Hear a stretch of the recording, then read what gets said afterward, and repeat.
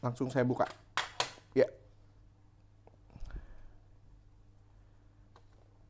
cuma begini aja. Om Aji ngepot. Om Ajing Podcast. Halo, selamat berjumpa di Om Aji Ngepot edisi hari ini. Dan minggu ini kita akan bongkar kaset salah satu album favorit saya sepanjang masa, 13 by Blur.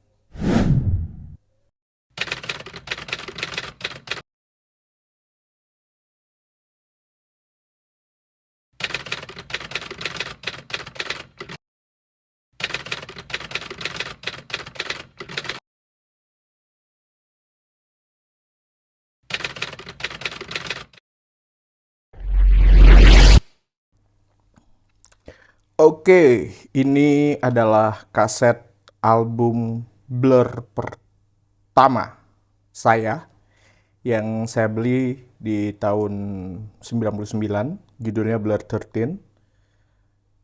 Jadi saya kenal Blur pertama tuh melalui album ini, bukan album Song 2. Album Song 2 tuh yang mana ya? Oh, judulnya Blur. Oke, ini adalah desain sampulnya, desain covernya.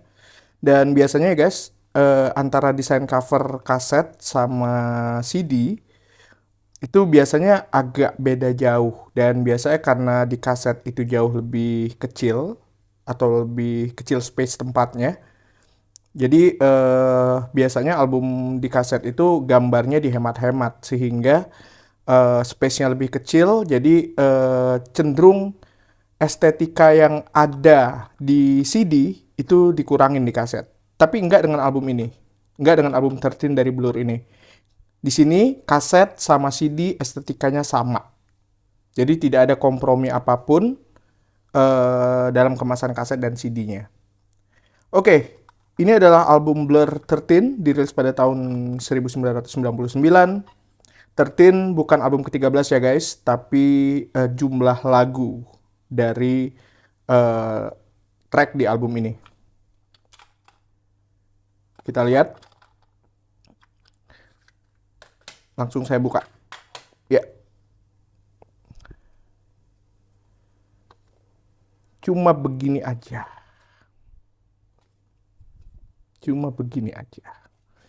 Di cover depan, ini nggak ada ya. Ini dasar kebodohan di masa lalu. Mencoret-coret sampul kaset. Sekarang baru sadar kalau sampul kaset atau sampul CD itu kalau dicoret-coret akan merusak estetikanya.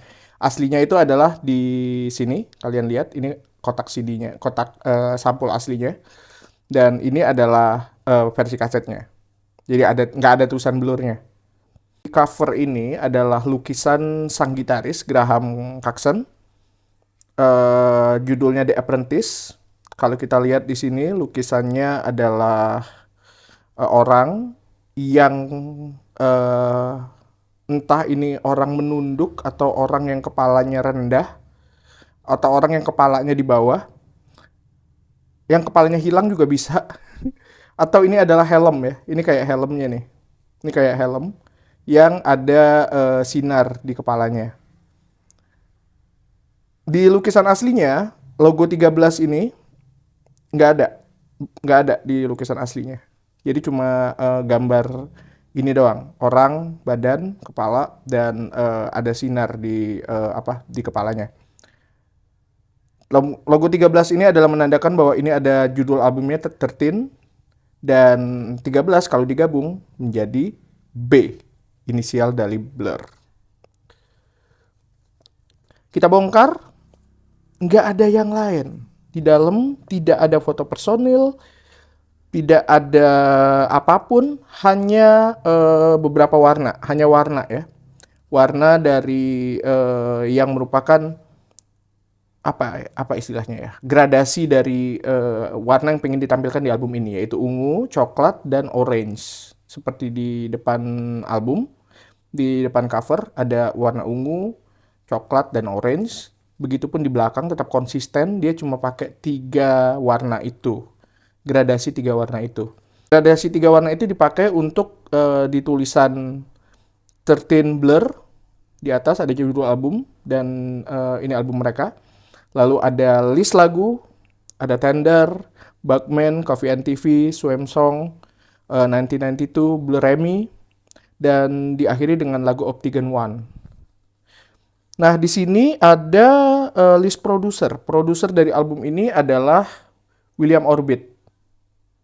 William Orbit sebelum memproduksi album ini sukses memproduksi albumnya Madonna yang berjudul Ray of Light. Tadinya album ini akan diproduksi oleh siapa ya? Oleh Stephen Street, produser lama mereka. Tapi Blur memutuskan untuk berinovasi lebih dalam, dan inovasi itu membutuhkan produser yang sama sekali belum kenal mereka. Makanya William Orbit, produser yang banyak mengerjakan musik-musik elektronik, dijadikan produser untuk album ini. Hasilnya, 13 adalah album yang paling banyak eksperimen. Ada lagu model lama Blur seperti Coffee and TV, lalu juga ada No Distance Left to Run, tapi juga banyak inovasi-inovasi baru di lagu ini. Kita akan ngerasa banyak ngedenger musik-musik yang sebenarnya ini bukan Blur banget musiknya gitu loh. Di Bugman terasa sangat industrial, lalu juga ada Blue Remy itu terasa sangat punk, lalu juga ada Battle yang konon katanya musiknya sangat mirip dengan Deftones. Nah, saya pengen ngebahas sebenarnya album ini benar-benar sederhana covernya. Kalau bagi orang-orang biasa kayak jelek sih. Maksudnya kalau kita terbiasa dengan cover yang warna-warni, penuh desain, kayaknya ini bukan cover yang bagus ya. Biasa aja gitu loh. Tapi menurut saya, ini adalah salah satu cover album Blur favorit saya. Bahkan number one ya. Karena di sini, covernya sangat merupakan satu kesatuan dengan musik yang ditampilkan. Ada wajah orang yang sedang sedih, patah hati di sini, dan berharap akan ada cahaya di kepalanya, akan muncul cahaya di kemurungannya. Saya ngerasa ada aura yang sangat murung di album ini. Blur ingin para pendengar hanya berkonsentrasi dengan perubahan di lagunya, perubahan di musiknya. Dan perubahan di musik itu dibungkus dengan cover yang juga sangat nyeni. Gambar di depan, menurut saya, ini sangat menggambarkan isi album yang notabene berisi kehilangan, murung, pahit, sedih. Dan itu terlihat sekali ya. Kita bisa ngelihat ada wajah yang patah hati di sini. Bahkan bagi beberapa orang, 13 adalah album ode patah hati. Semua orang menjadikan album ini sebagai album kebangsaan patah hati. Dan hanya itu. Tidak ada foto personil, tidak ada hal-hal lain. Mereka konsisten dengan cover ini adalah pelengkap dan satu kesatuan dengan keseluruhan lagu di sini. Seperti isi albumnya, covernya ini juga terasa sangat misterius, sedih, murung, tapi juga eksotik. Dan Blur tidak mau menambah unsur-unsur lain di cover ini, kecuali hanya menambah judul-judul lagu dan kredit album. Bahkan foto personil pun nggak ada. Bahkan di belakang, itu hanya warna-warna gradasi yang juga ada di lukisan di depannya. Menurut saya, ini adalah salah satu cover album Blur terbaik, dan